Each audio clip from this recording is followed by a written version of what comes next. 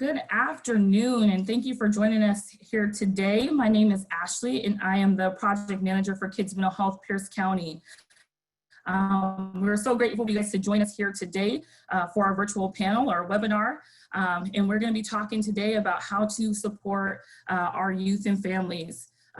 For any of our new participants today, just to give you a little bit of a background, Kids Mental Health Pierce County is a coalition of people and agencies in Pierce County that have joined together to address the growing behavioral needs crisis among school-aged children and youth. We are dedicated to developing a coordinated, responsive behavioral health system that serves the needs of children, youth, and families at the right time in the best place with the best outcome for every family. We have been holding a series of these virtual webinars with the goal of helping parents and caregivers understand and support kids and families during this pandemic. This is actually our fourth webinar that we've had so far. And so we've had some great providers come and present on various topics. And as I said, today we're going to be talking about strategies and resources to support LGBTQIA+ youth. So just so you guys know, we do have a couple of housekeeping rules. I do want to bring your attention to that chat box. As we transition into our panel today, know it's common and normal for people to misunderstand or confuse terms that relate to gender identity. It's important to understand the difference on this journey for you and your child or your adolescent. And as we dive into today's topic and discussion, our panel has provided a helpful guide on understanding that basic terminology in the chat box. Just know that those don't cover all the terms used in the LGBTQIA+ community, but it does help give you some basic understanding of any terminology that may be used today. Because this is a virtual forum, I am going to have everyone mute their audio and video unless you're speaking. That's just going to allow us to maximize our bandwidth for today's meeting and hopefully reduce the risk for any kind of technical difficulties, which we know can happen in this kind of forum. Also, we want you to use that chat box. This is a forum for parents to provide support. We know the pandemic has limited our options for social engagement and having a lot of contact. So this is a forum really for you to share ideas and strategies.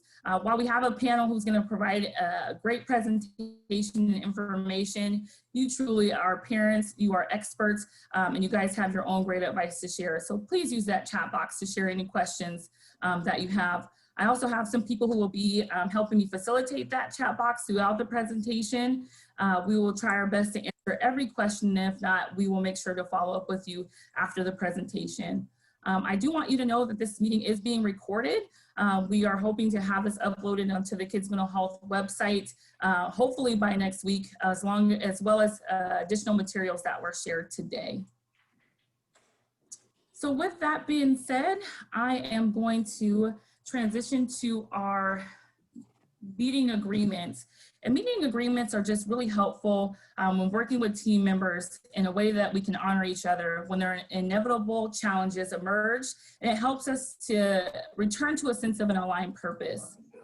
And so as we talk today, we want to make sure that we are going to recognize that we must strive to overcome historical and divisive bases such as racism, homophobia, transphobia, ableism, and sexism in our country. Today, we're going to acknowledge that we are systemically taught misinformation about our own groups and about members of other groups. This is true for everyone, regardless of our groups. We agree to not blame. We agree to not blame ourselves or others for the misinformation we have learned, but to accept responsibility for not repeating misinformation after we have learned otherwise. We agree to listen respectfully to each other without interruptions. We acknowledge that we may be at different stages of learning on the content and discussion topics.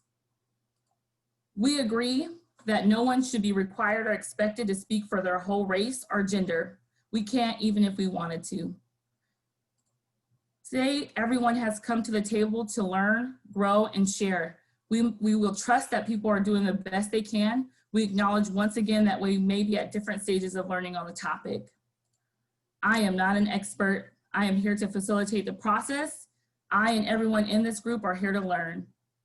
And today it's important to realize intent versus impact. We may have the intent not to do harm, but some groups or individuals may be impacted, and some groups may be impacted from us bringing up historical oppressions. So those are our community agreements for today's meeting. Are there any other community agreements that we need to add? And if so, can you please add those to the chat box?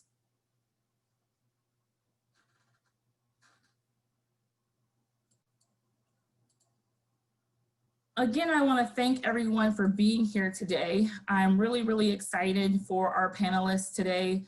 They have all volunteered their time to be here and present information for parents and caregivers. And so the first presenter that we have today that I want to introduce is H. De Niro. And H is going to be presenting on the mental health impacts of strong parental support for gender diverse adolescents. Just to give a little bit of background on H obtained their master's from the University of Washington in 2014, where they would go on to become a wilderness therapist for youth struggling to meet societal expectations in school, family, and other relationships. Shortly after that, H began to focus their career around serving transgender and gender diverse youth and young adults. They worked as a CBT therapist and assisted in creating safer spaces for transgender youth in Olympia. They now serve as the Mary Bridge Gender Health Clinic social worker and have revamped and redeveloped the clinic over the last year. The Gender Health Clinic has seen an increase in monthly referrals by 60% and an increase in patient load by 50% over the last year. H is supported by the Gender Clinic team, which has a multidisciplinary team to meet patients' needs and desires while in the clinic since 2019. H has expanded their practice to increase their awareness around the South Sound area by educating the community on supports and allyship for gender diverse youth. So I am going to turn this over to H for their presentation.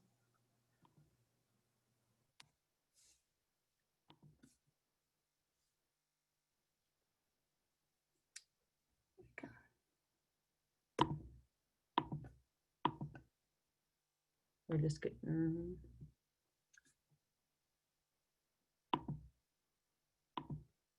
All right. Thank you, Ashley. So yeah, like Ashley said, my name is H. I use they, them pronouns, and I am the social worker at the Gender Health Clinic. So I just want to go over a few concepts for today's presentation that will relate to my specific PowerPoint. So the first one is you're going to see TGNC a lot, and that just simply stands for trans and gender nonconforming youth. Caregivers, when I talk about caregivers, that's going to be referring to anybody who takes care of these youth. So adoptive parents, two-parent households, parents, grandparents, anybody that takes care of them. Gender affirmation is receiving a social recognition and support for gender identity and expression.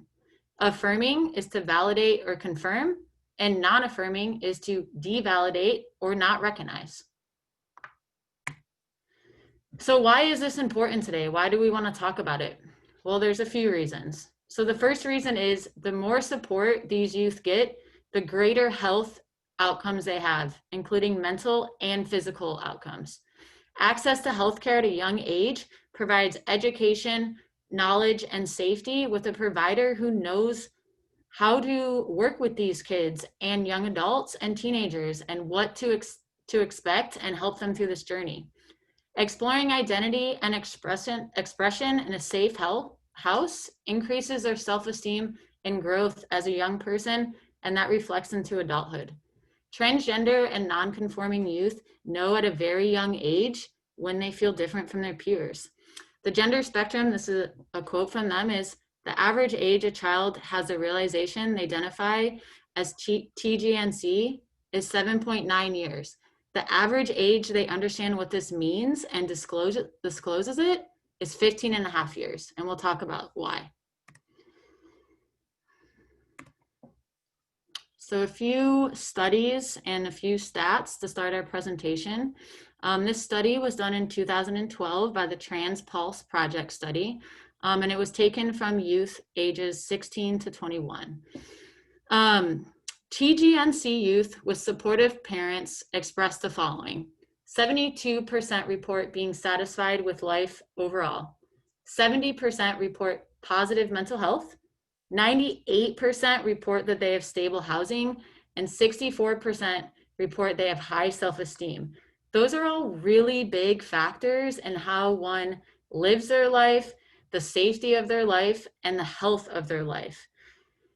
The contrary is those who have unsupportive parents. And again, parents are anybody who is their caregivers.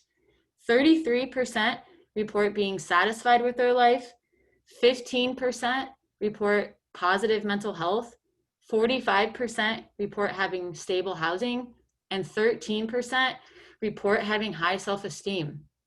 Those numbers are drastically different by just having supportive or non-supportive caregivers.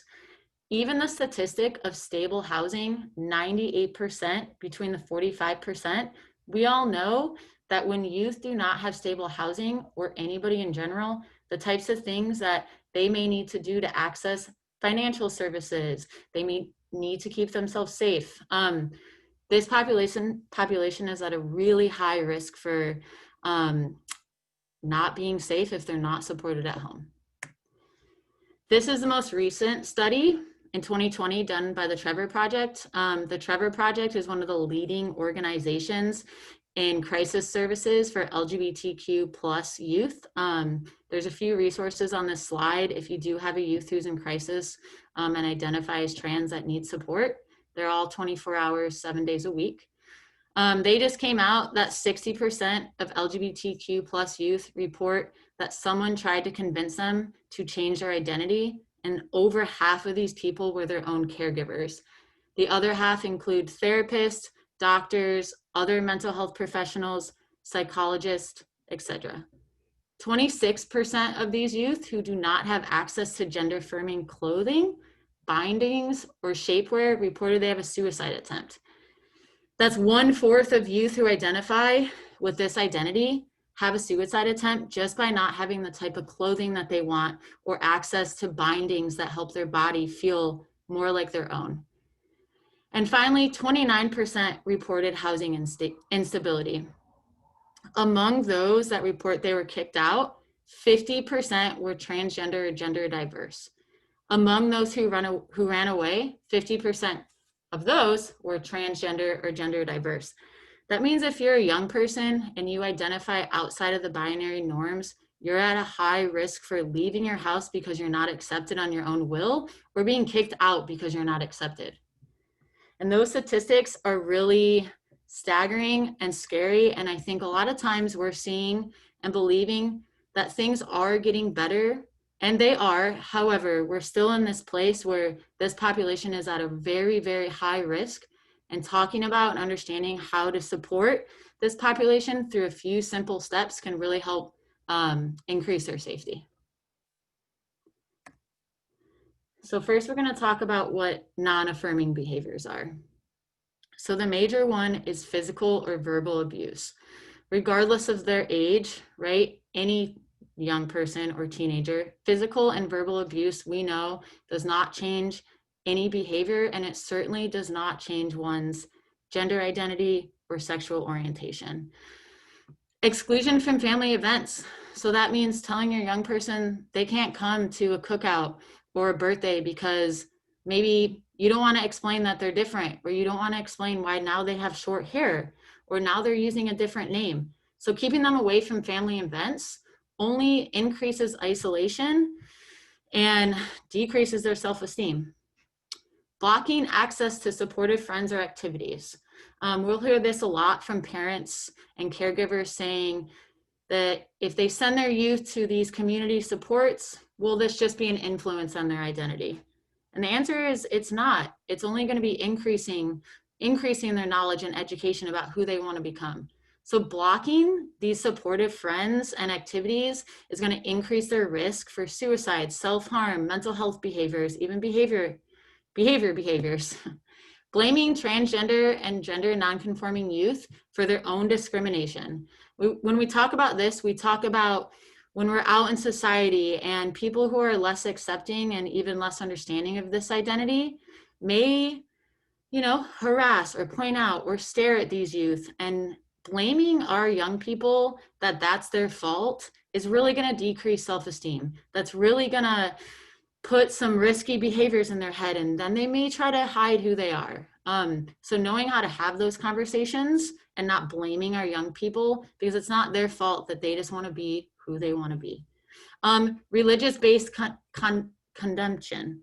So we see this a lot. There's a lot of questions around a youth who has religious affiliation and what their gender identity is. And you can have both.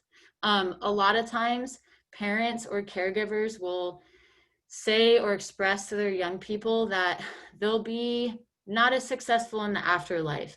And learning how to have those conversations to pair both identity and religion together is a really important role. And there is a lot of religious-based churches and activities that are becoming much more accepting. It's just finding what those resources are. Distress, denial, shame, secrecy, or silence. Not talking to your young person about what is going on and not letting them talk about what they're experiencing is going to cause a lot of tension in the house. It's going to cause a lot of tension in your relationship with them. Maybe that trust is going to get shot down. Maybe they're not going to want to start talking to you about the things they're discovering about themselves or the places that they want to go. That will really hinder that relationship. And finally, the pressure to enforce gender conformity. We looked at that and those stats from the 2020 Trevor Project. Us, caregivers, mental health professionals, medical professionals trying to tell a young person who they are and who they're not is not going to change their mind. Medical settings traditionally can be unsupportive for young people and trans people in general, and we shouldn't be trying to change their mind. Instead, we should be helping guide them onto the next steps and what their options are, and there is options for young people. A lot of those non-affirming behaviors, I believe, are hard to look at, and we may not be doing these purposefully. We may not even realize we're doing some of these. So this is just a little bit of a reflection of looking in, what are we doing? And if we are doing these things, how can we be better? Affirming behaviors look kind of like the opposite of like that. So creating a supportive environment, right? Specifically your supportive family environment. Have conversations with other people in the home. Talk with your significant other. Maybe talk with their siblings. And getting the education to people in the family and in the home will make a difference. A lot of times we hear, how do we talk to little kids? Or how do we talk to younger kids? And the reality is sometimes the little kids don't need a lot of information. They really just kind of get what's going on. And that doesn't only mean inside the house, but also outside of the house, right? So what does it look like to have these conversations with extended family members? What are you going to tolerate and what are we not going to tolerate? So knowing that your gender diverse or trans youth are going to be going to these family events, and how are you going to tackle that with them? How are you going to have these conversations? Do they want to come out to family members? And maybe they don't, and respecting and having those conversations is extremely important. Express support for their gender expression. Let them try on some, more masculine clothes or more feminine clothes or all of those in between. Let them explore this. Take them shopping. Let them try it on. Maybe explore it with them, giving them the grace to figure out what they do want to wear, what they don't want to wear, if they want to paint their fingernails or not, is going to help them grow to learn what they really truly care about and how they want to present themselves in the world. Not having any tolerance for disrespect or negative comments or pressure from other people. That includes those extended family members. That may include neighbors, friends, school, right? What is your own ability to not tolerate these types of comments for your young person? How do you react to that? How do they want you to react to that? What do those types of things look like? We don't want it to be a shock when these things happen, because unfortunately they do, but you want to have a plan of how to tackle those conversations. Bringing your young person and hearing from them what they want you to do is super important. Their voice, we don't want to be speaking for them. We want to be speaking with them. And a lot of times young people may not feel safe telling certain people at school or they don't want the neighbor across the street to know. And that's okay. We just need to join alongside of them. Finally, and I think the most important one, is to maintain open and honest communication. So show that you're a safe person. Have these conversations. How do you show that you're going to be supportive of them? And it's through our actions. It's not through our words. So being a good ally, regardless of your role and your relationship with them, starts with showing it, not just saying it. And as you can see, in 2019, the Trevor Project reported that one supportive adult for youth or young people, their percentage of a suicide attempt dropped by 40%. That's just one person. That's one teacher. That's one therapist. That's one sibling. By 40%, we can decrease risk by just showing that we support them. And that's a drastic number. And that was just last year. So imagine if you have 2 adults that support you, and a doctor, and a therapist, and a best friend. How much does that decrease their risk? So the question is, what can you do today? Right? A lot of those affirming behaviors take time, and they take dedication, they take conversations, they take research. However, the biggest thing you can do now, right now, tonight, no matter what your role is with a young person who is gender diverse, is using their chosen name and pronouns. Sometimes it's really hard for parents and caregivers to almost let go of that given name, right, that you gave them. And that's understandable. And know a young person is picking a name because they relate to it. It feels good to them. They get euphoria off of it. Their brain is happy and their body is happy. So if you're going to do one thing in your role, use their name and pronouns. If their pronouns are really different than what you're used to, maybe they're gender neutral pronouns. Maybe they're going from she to he pronouns. It's okay to mess up, and it's okay to know that it's new for you. It's practice and it's repetition, and it's correcting yourself in the moment. And this is the #1 way that you can be supportive and show your support for them: name and pronouns. What are some other things that you can do for yourself, right? And these are long-term tasks. So educate yourself. Some of us have heard all about this, and we know what names and pronouns and gender diversity is. And some people, this is the very, very first time we're hearing it, and that's okay. There's a lot of books, there's a lot of articles, there's a lot of documentaries, there's even podcasts out now, right? So educate yourself. Our young person knows a lot about themselves, and they can't tell you everything. They can tell you everything about them, but they can't cover the whole spectrum of what this means. Repair the damage. If you do feel like there's been some damage done to your relationship, work to build that trust. Have that conversation. Acknowledge you may have made a lot of mistakes, and here's what you want to do moving forward. Confront your own bias and anxieties. We want to make sure we're not caring for a young person out of fear because what's going to happen to them in the world, or how will they be treated? It's okay to have those anxieties, and it's very real to have those anxieties, but how are you tackling them, right? What does that mean? Meet other caregivers of gender diverse youth. There's family support groups, there's family meetings, there's some down here in Tacoma. I know King County has a lot of them, but meet other caregivers, get their experience, get their feedback. Facebook has groups, text with them, chat with them, whatever feels right to you. Advocate for your young person, with their permission, of course, right? Where do they want you to advocate? How can you advocate? How do you advocate? Learn those things so when they need you, you're there. Find your own support. And this just doesn't mean caregivers of other gender diverse youth. This might mean your own therapist, right? Your own psychologist. Maybe a support group is what you do need to. Figure out what your own support looks like and go with it. I think a lot of times we see that our caregivers, right? Well, my youth needs mental health support, or they need to go to community groups, or they need to go to support groups, mental health structured support groups.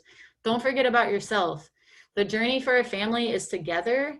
And it's not just the youth that's going through this, it's also their caregivers and their extended family. And finally, ensure that your gender diverse youth has access to care that they need. And what does that mean for them? That might mean medical intervention. That might mean mental health intervention. Make sure they have access to the resources and the care that they need, because if we start it at a young age, we can really save lives moving forward. And it makes a whirlwind of difference to have access and to see people who look like you, who talk like you, who use the same language as you. This only increases and gives them the skills they need to be leaders. So on this slide is just like a few resources. These are some of the bigger resources. The Trevor Project is the one I mentioned earlier about crisis and intervention. And you can see some of these bigger ones are national and nationwide known resources, but they have a lot of good information on there. So I would definitely direct you to them if you have a lot of questions or need further guidance on these things. That's it. Thank you so much, H. And H will be around for the end of the presentation as well for any questions and answers. And the training material will also be available on the Kids Mental Health website after today's presentation as well. So thank you again. Next, we're going to hear from Kian Leggett. And Kian, a legend of Zelda loving, tarot and comics reading, social work doing, queer kid from the Pacific Northwest. Kian graduated with an MSW from the University of Washington in 2014. This is rooted in principles of social justice and equity with a focus on the impact of systemic oppression on mental health and well-being.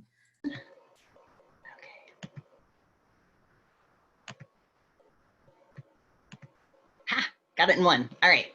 So thank you, H, as well. I'm going to be building a little bit off of some of the topics that they covered, specifically focusing on advocacy and medical and mental health systems.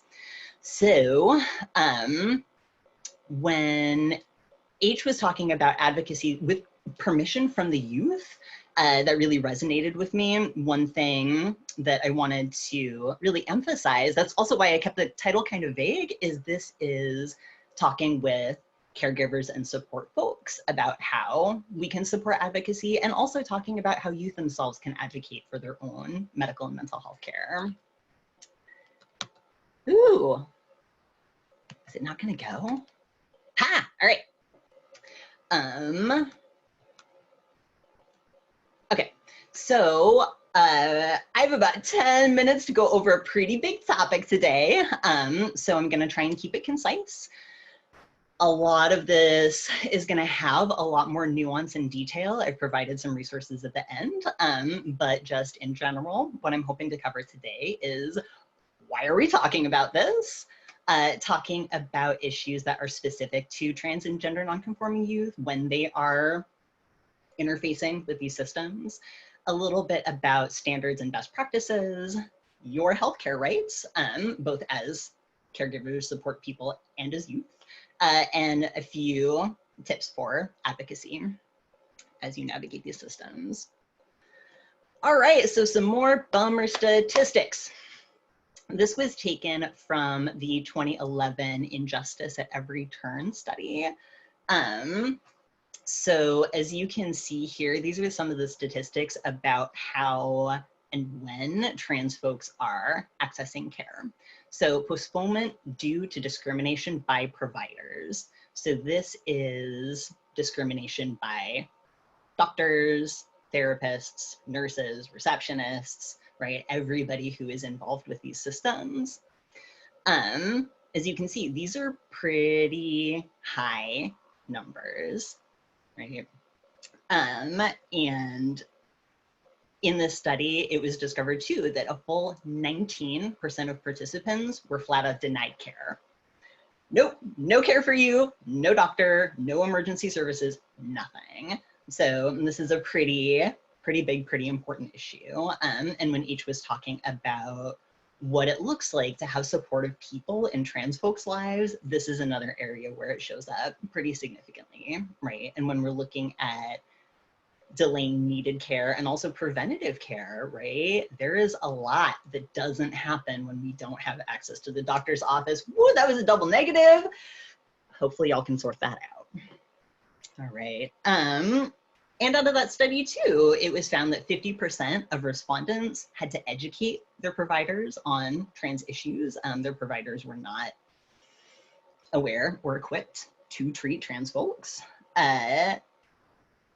75% of those they were talking about received counseling of some sort, and out of the 25% that did not receive counseling, 11% wanted it. So this is another area where access to mental health is pretty important and where there is, again, a gap in services. Okay, so this is my what to watch out for, right? These are the things that we can sort of be alert to, aware of as we're navigating this. Microaggressions and harassment. I mentioned intersectionality as well. So microaggressions and harassment can extend beyond what is specific to trans identity. So for trans folks, microaggressions might look like repeated misgendering. It might look like a refusal to use a real name as opposed to a legal name on documentation. So if I haven't legally changed my name yet and my providers are dead naming me like all the time, that is an example of a microaggression, right? Harassment, that could look like inappropriate questions about our bodies, things that aren't related to our care. Intersectionality is when one identity sort of crosses paths with another identity, right? So going back to microaggressions potentially extending beyond trans identity, this is when we get into the territory of things like medical racism, ableism, right? Things like that. So that could look like a provider not believing you when you tell them about your lived experience. That could look like a provider not believing you around how much pain you're reporting, right? This could look like lack of access to a sensory-friendly environment, which can become especially important when we're talking about settings like urgent care, right? Watching out for inexperience or ignorance.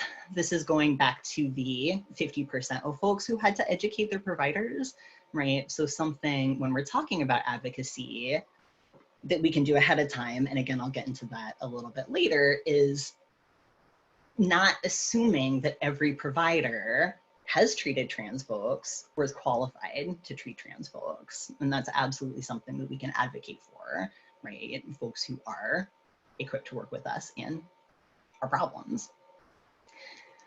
Trans broken arm syndrome.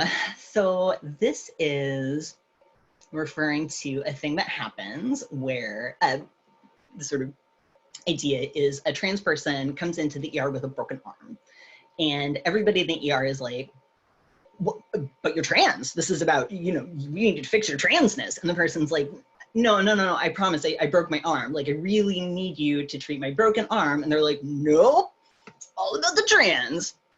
So this is hyper fixating on trans identity, regardless of what the actual issue is that the person is seeking care for. So this is not going into interactions with the assumption of what would be supportive for the trans person and for our trans young folks. What to expect.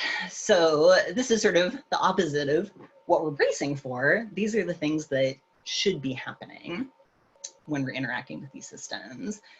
Patient rights. Everybody, every single person has patient rights when they're going in for medical or mental health treatment, right? This is the right to non-discrimination. Gender is included in that.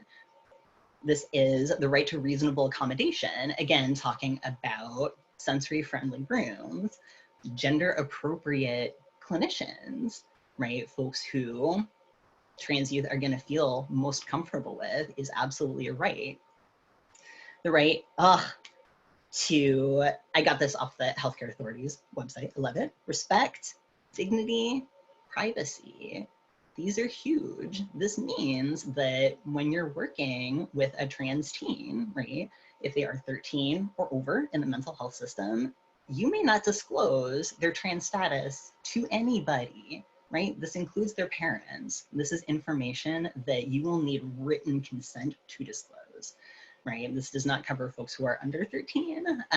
That is still an area where providers are allowed to interface directly with the parents, but as soon as folks cross that threshold, it is our duty to make sure that the information that they want to keep private, we keep private. Also, we have the right to be free from sexual harassment. Again, this is hyperfixation on bodies, genitals, questions, right, that are really not related to the care that the person is seeking. Okay, gender dysphoria in the DSM. So this is a hoop that many trans folks and trans youth have to sort of jump through to access care, right? That is unfortunate. In some medical settings, doctors will actually treat folks, they'll refer to as an endocrine disorder, right? Which can be part of it. When our hormones are out of whack, that is an endocrine issue, not a mental health issue. And also for things like accessing actually gender-related care, right? Hormone surgery, whatnot, we do typically have to receive a diagnosis of gender dysphoria. So to give a heads up, I wrote it down from the DSM. It's a little wordsy, please bear with me. So to receive a diagnosis of dysphoria means a marked incongruence between one's experienced or expressed gender and assigned gender of at least 6 months duration. So this means just identifying as something other than the sex that you were assigned at birth. There are a few different criteria that fall underneath that. So must meet 6 out of 10 other things going on. Again, that's something that y'all can do your deep dive into. It's also different from children to adolescents. That actually shifts a little bit.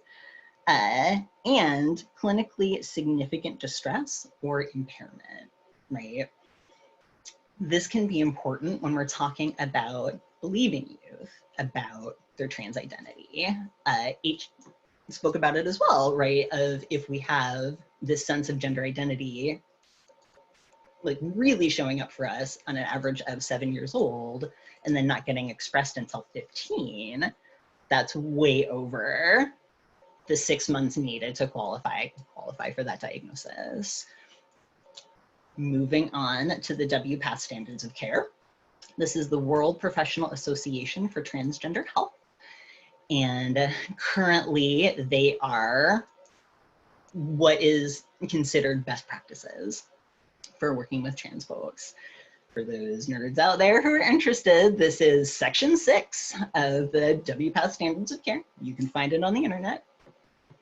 So this lays out what reasonable expectation should look like.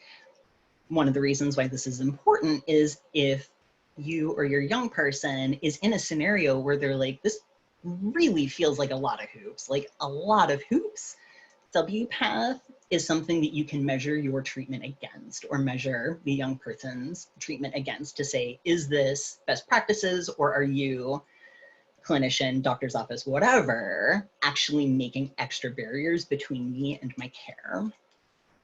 WPATH also states folks who are coming out in adolescence may or may not have shown gender incongruent behavior as kids. I get a lot of parents coming in saying, why did this show up in my teenager? I never saw this when they were 3, or they were fine until now, right? There are, again, a lot of reasons why a youth might choose not to disclose.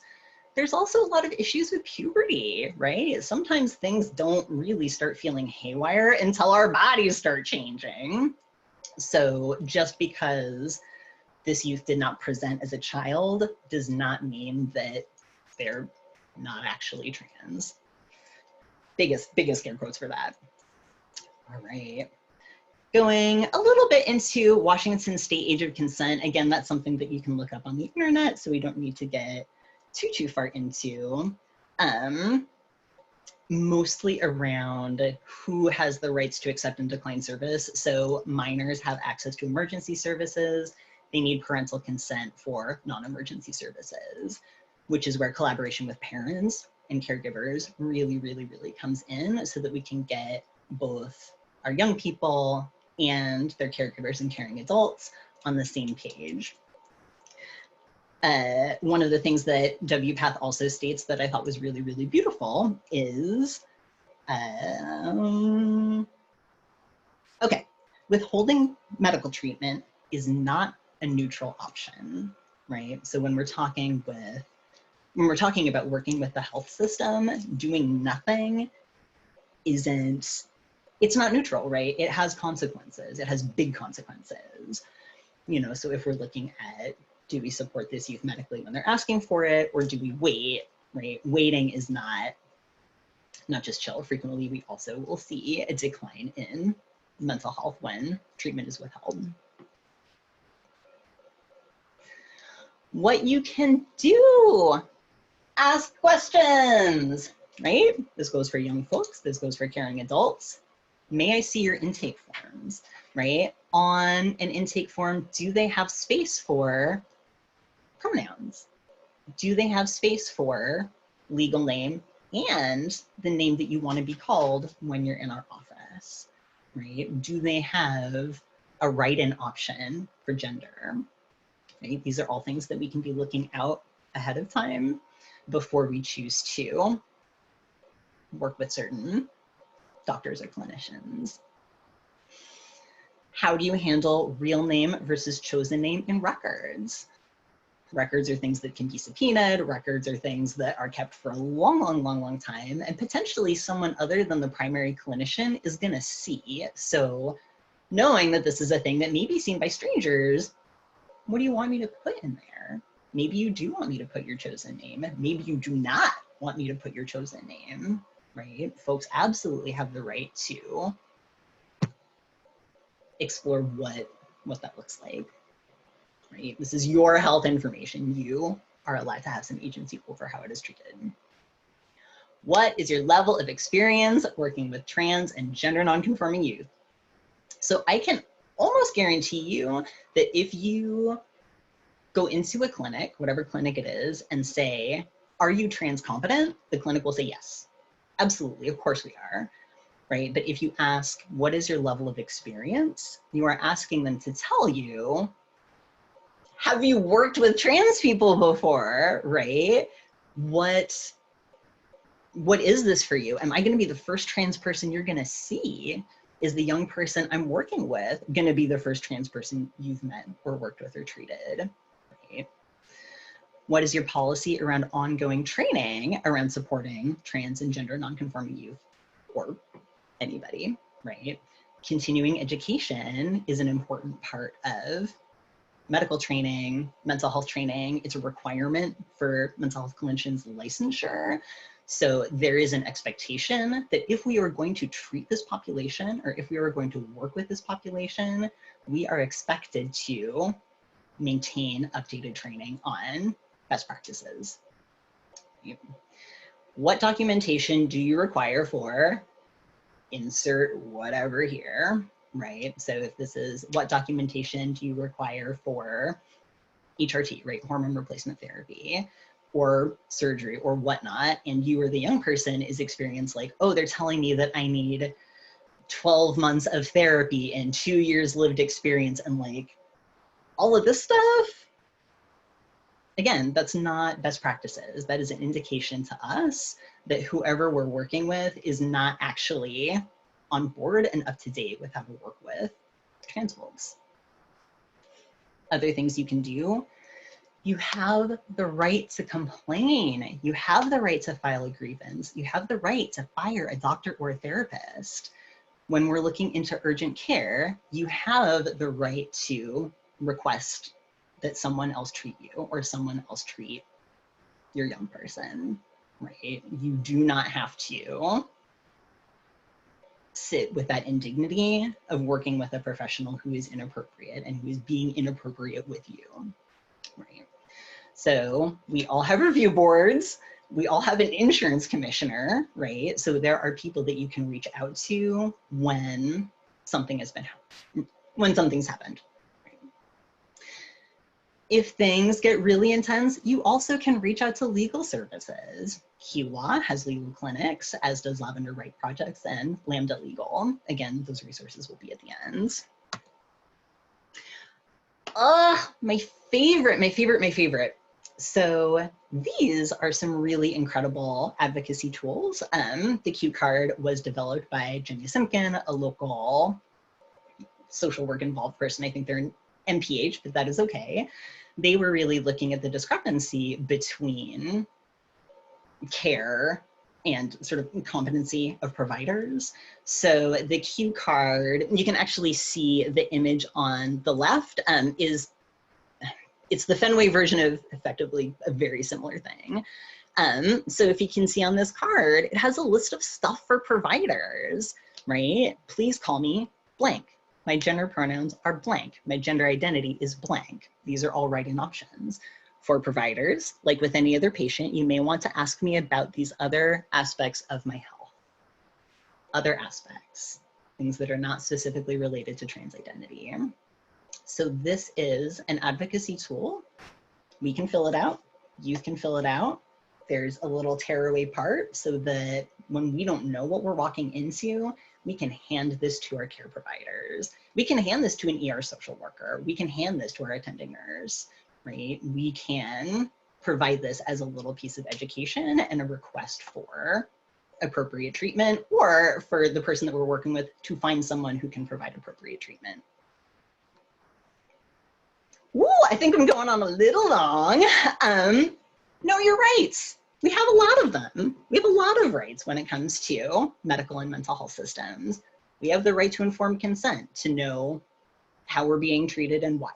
We have the right to non-discrimination. We have the right to privacy in our records. We have the right to appropriate medical and mental health treatment. We have the right to culturally responsive care. And we have the right to file a grievance, right? This goes for every human being. And also, I especially want to really encourage it for ourselves, our community, and our trans and gender nonconforming youth, right? All right, here is my list of resources. So like AGE, I have the Ingersoll Gender Center. They have a fabulous list of trans affirming providers, both medical and mental health. Rad Remedy, very similar medical and mental health resources. I have links for legal support, standards and best practices. ICATH, I didn't touch on, it's the informed consent model. It is actually not applicable for people who are under 18, but if you're interested in, again, looking at different best practices and standards of care, that's an interesting one to dive into, and it's quickly becoming best practice for folks who are 18 and over. Further reading, I have a link to Injustice at Every Turn. Again, the big study on trans folks and how we are treated. Also, Trans Bodies, Trans Selves. That is a compendium of information written by trans folks about trans folks. So it's a lot of our own experiences and a lot of, again, sort of these advocacy tools around what to expect in these systems and what we can ask for. I forgot to include any contact information, so I will talk to Ashley and hopefully include that later. But yes, thank you so much.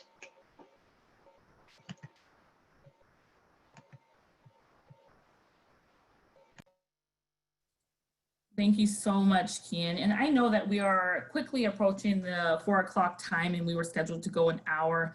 However, I know this is some great education and conversation. And so just know if you do have to log off of the meeting, that all of these materials will be on the Kids Mental Health Pierce County website, as well as the recording of the webinar. Again, thank you guys all for your participation. This is just such great material. So next I'm going to transition to our final speaker, Tova Fairshot.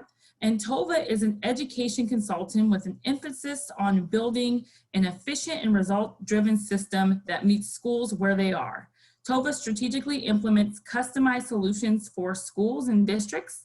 Tova believes in building capacity academically, emotionally, behaviorally, and socially within a school system so all the students thrive. She develops purposeful partnerships in support of approved outcomes. TOVA has partnered with numerous schools and districts to develop supports and resources for students that identify within the LGBTQIA+ community in order to make schools safe, welcoming, and inclusive of all. Thank you again, TOVA, for your willingness to participate today, and I'm going to turn it over to you for your presentation. Awesome, thank you so much, Ashley. I'm gonna go ahead and share my screen. And before I get started with my presentation, I just wanted to give a shout out to all of you participants out there that have your pronouns in your name of Zoom, because as myself, as a cis individual, I know that it's a great opportunity, a way that I can support trans and gender nonconforming colleagues and families I support. And also, if it looks like I'm in the same room that H was presenting, it's because I am in the same room that H was presenting in, which is why H and I are both wearing our masks today. So the lens that I'm going to be talking about supporting queer youth is really through that school lens. But specifically, I'm going to be talking about it for how can families and caregivers really ensure that their child is safe at school. Because we know that in a normal school year, our students are spending the majority of their time actually in the school building. And so I want to make sure that all of you know what you can do to support your kiddos. We're going to start with the law because queer youth are supported and protected under federal, so national law, state law, as well as your specific school district has a law too. The U.S. protections in school, transgender youth are protected under Title IX, right? And as we know, that Title IX is a federal civil rights law, which does prohibit that discrimination on the basis of sex in federally funded education programs and activities. So specifically, that's that public school.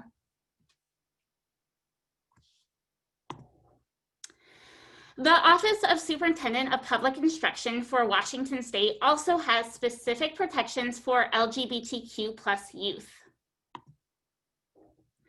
The first one was adopted in 2011 when school districts in Washington were required to have a state policy and procedure that expressed and prohibits the bullying, harassment, and intimidation of students based on their sexual orientation and gender expression.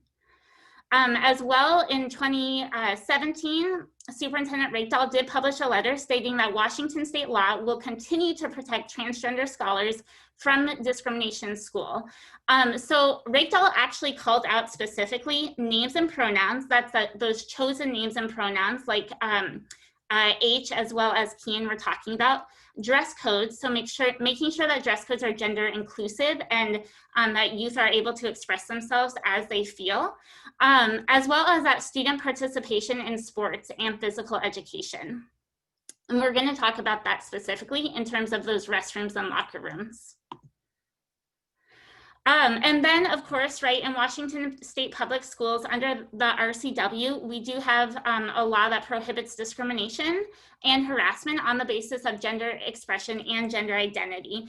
So again, even if your school district doesn't call out gender expression and gender identity specifically, we have protections through Washington State, and our youth have protections federally as well.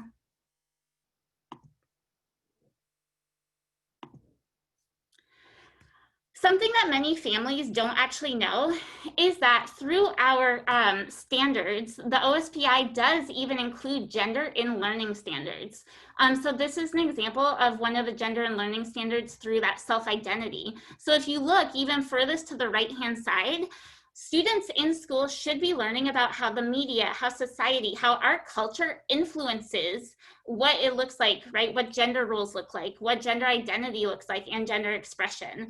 We also should be, and the expectation is that educators are teaching our students how to respect all individuals, which again, that goes into that gender expression and identity as well. Another important thing to note here is that it also states that students should be able to identify trusted adults to ask questions about gender identity and sexual orientation.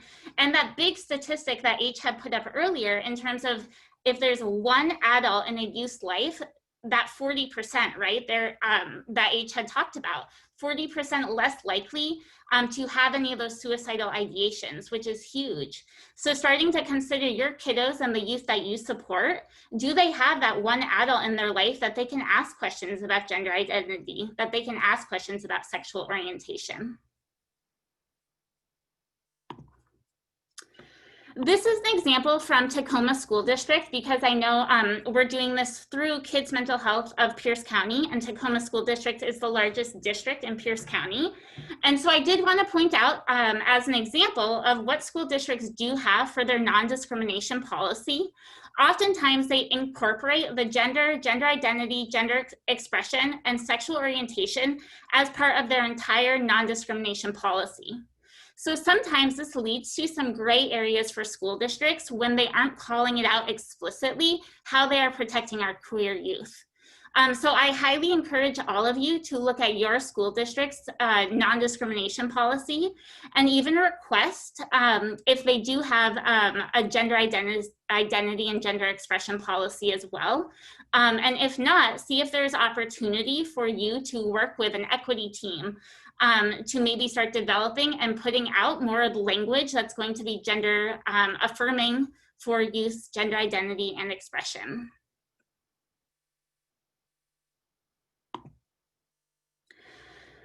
So I have been talking a lot about the law, and obviously the law is extremely important to be talking about when we are looking at how our students are supported in the school district.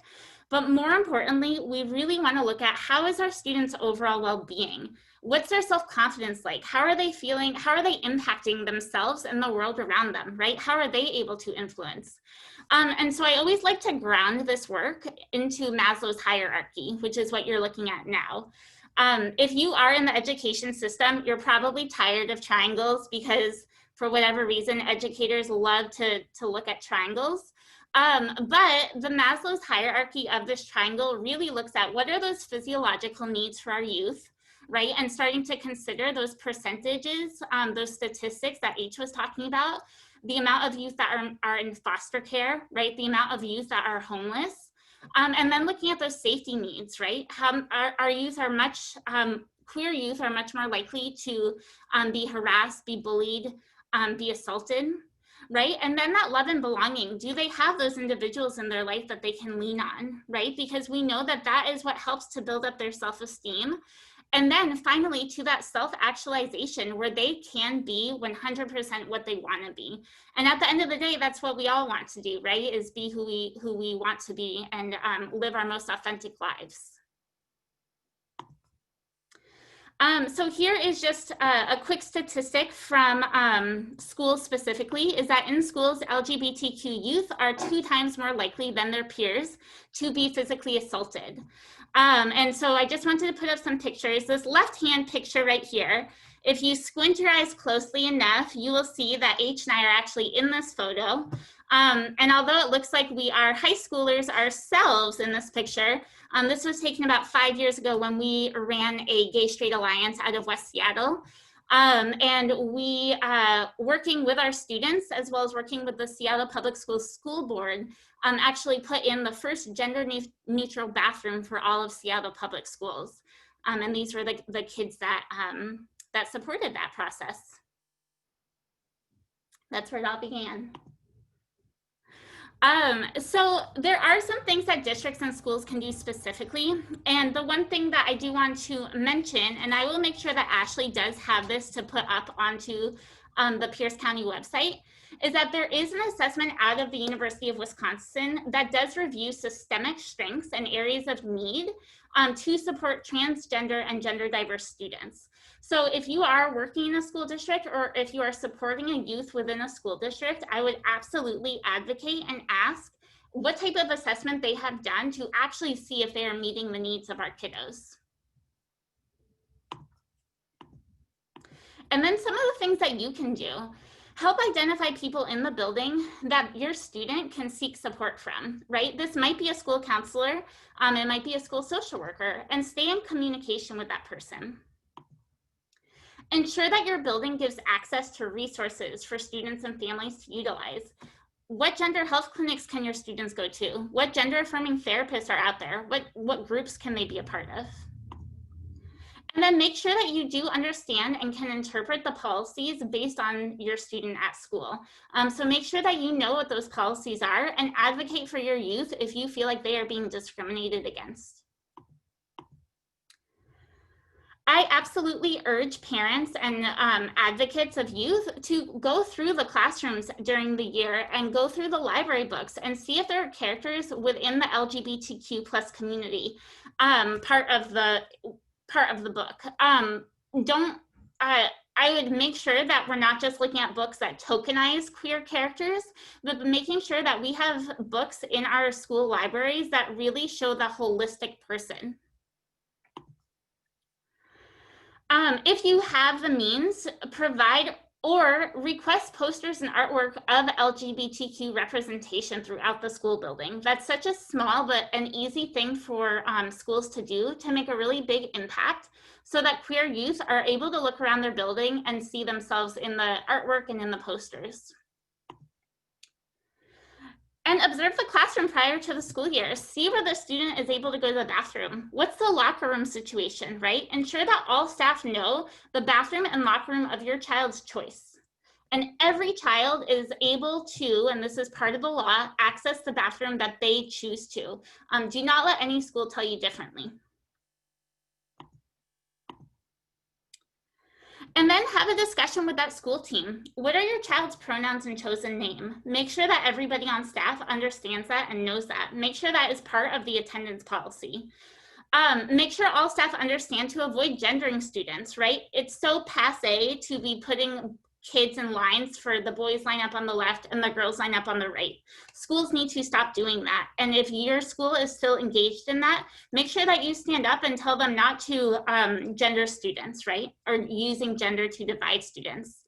And then of course, because we know that bullying and intimidation does happen more to queer youth, check in with your child regularly to see if anything inappropriate is going on, any derogatory language is happening.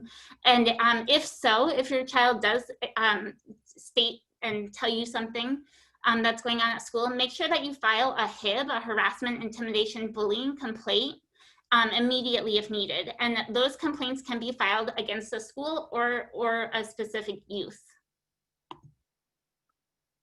And then make sure, right, check those all gender restrooms that in the building and make sure that they don't require a key. Because that's just another barrier that a trans or gender diverse youth would have to go through if they always have to ask for a bathroom key to use the restroom. Again, make sure that your child can use those chosen names as well as on papers and in virtual meetings, right, in the virtual world right now. And then just look around, look if there are any flyers up. Are there publications in the office that are specific for LGBTQ youth? And one final thing I wanted to state before I wrap up is just to recognize the impact of our language. We still hear the terms prom king and prom queen for high school students, right? Make sure that we are very careful and cautious with the language that we are using because it can impact our students pretty significantly. So once again, if you're still part of a school system that engages in this, the prom court, make sure that they're just using the language of prom royals instead of dividing it between prom king and prom queen. Thank you all so much. If you do have any more specific questions in terms of how you can support your queer youth, here is my work email address, so you're more than welcome to email me. And thank you. Oh. Not only are H and I sharing a computer, but we also share 2 dogs that love to bark when there's people outside. But thank you so much, Ashley, for having me participate. Absolutely. Thank you so much for participating today. And thank you to everybody who stayed, that we have went a bit past time. However, I do want to share with everyone that we heard from a lot of great professionals today, but we are going to create a forum where our LGBTQIA+ youth can share their stories and their experiences as well with us as the adult caregivers. as well as trusted adults. And so we're going to have our first youth forum on Wednesday, September 2nd at 3 p.m. And we're going to have some great presentation from local Pierce County youth. So I just wanted to share that information in the event that you had to log off. I also wanted to direct your attention to the Kids Mental Health Pierce County website. All of the materials from today will be uploaded to that website, as well as additional resources regarding behavioral health and upcoming events.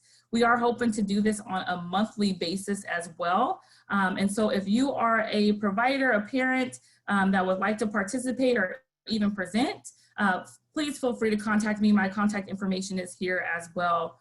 I do want to thank everybody for your participation today. I am going to ask our presenters to come back to the forefront and just offer any possible opportunities for questions before we end today's webinar, if that's okay with you all. Definitely. And if you have to log off, just know that this will be uploaded again to the website. And if you have any questions, please use that chat box and ask your questions. And again, thank you all so much for your presentations. I was getting private chats and messages on my cell phone saying how necessary and needed this information was. I know I took away some great lessons and just feel so much more comfortable feeling that it's okay to make mistakes and to acknowledge those and to right those wrongs and do my best to educate myself. And so I really appreciate you all for volunteering your time here today.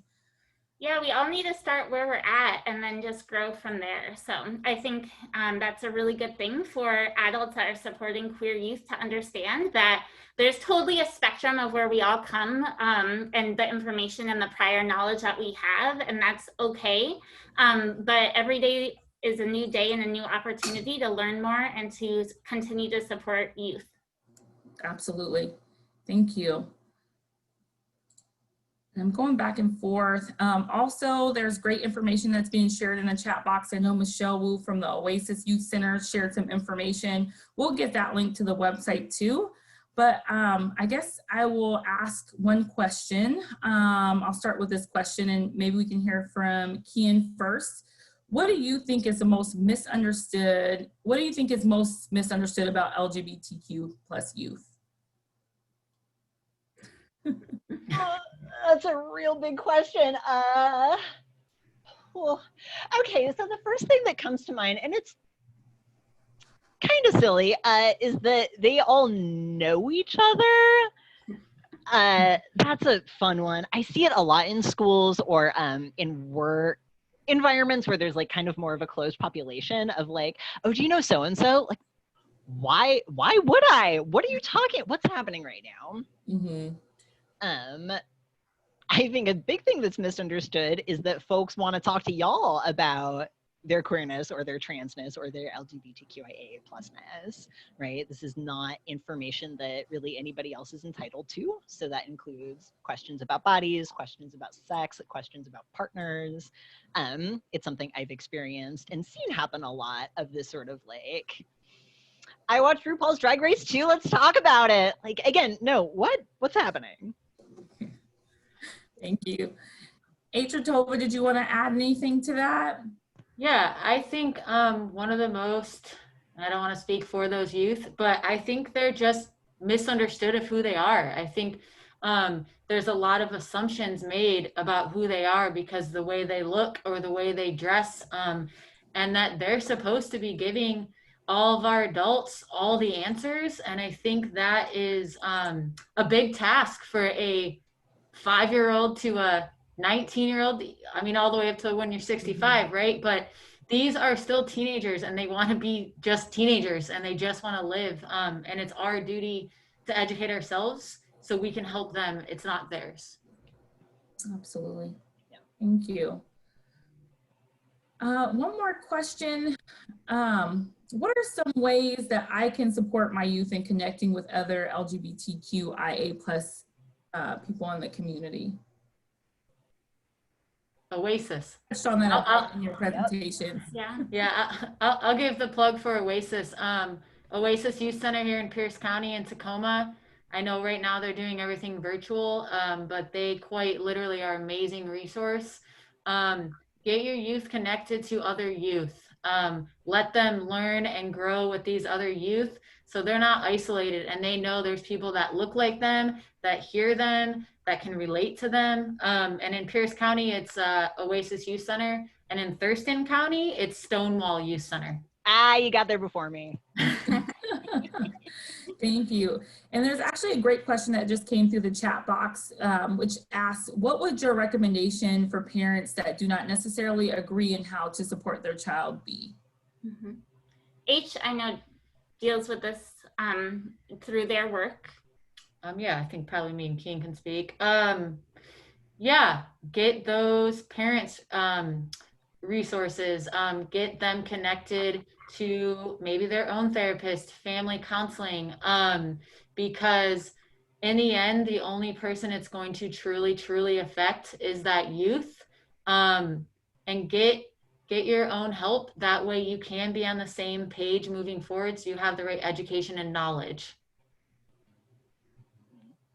Yeah, I would echo what H said about that. It's something that I come across in my work a lot as well. And it's something that frequently I'm the one who's working with the youth, but that is the point where I start to offer things like parent support sessions, right? Can we get both parents in the room at the same time? When maybe that's sorted out, can we get parents and youth in the room at the same time to talk about what's going on and talk about where that's coming from, right? Where that disagreement is. Is there an underlying anxiety? Is there something else going on that's leading to lack of engagement or whatever else is happening, right? This can also be a great time for wraparound services of just getting other professionals on board too. So if there is a youth, maybe one parent, caregiver, caring adult is never going to get it. Like H was talking about, we're also building up that support system. So like, okay, maybe this person is not the person who's going to be supporting you right now. And also all of us are. We are also here for you. Thank you so much. This has just been so helpful. And you guys are so knowledgeable and resourceful. And I really appreciate all of your time and willingness to share this information with our collaborative. Do you have any final words for anybody, any last minute advice that you'd like to share before we end today's webinar? I just want to plug in, I miss King County for the youth center. It would be the Lambert House up in King County. Thank you. Thank you to everyone who participated today. As I mentioned before, all these materials will be uploaded to the Kids Mental Health Pierce County website, as well as the resources and links that were shared today. I know people asked for your contact information as well, H, Tova, and Kian. So if you're okay, I'd be happy to share that as well. Just as, again, a friendly reminder, I'm so excited about the opportunity to hear from the youth directly and to allow them to share their experiences and their knowledge as well. I have to shout out H for putting this together and connecting me with both Tova and Kian and the youth who are going to participate. We got to meet together on Tuesday and we both left and text each other just so inspired and encouraged and excited about what they're going to present to the community. We don't often engage them in the conversation enough, and we build systems around them. And so it's going to be a great opportunity to hear directly from those kids and for them to educate us and share their experiences. So I'm really excited about that. I hope you guys will register as well. Again, last minute plug, Kids Mental Health Pierce County website. Lots of resources. If you have any questions, please reach out to me as a project manager and we'd be helpful. I'm happy to connect you with any resources. So if there is nothing else, I am going to thank my participants again. Thank you so much. And I'm going to end the meeting as well. And I hope you will join us next month for our additional webinars as well as our youth forum. Thank you. Thank you all. Thank you so much.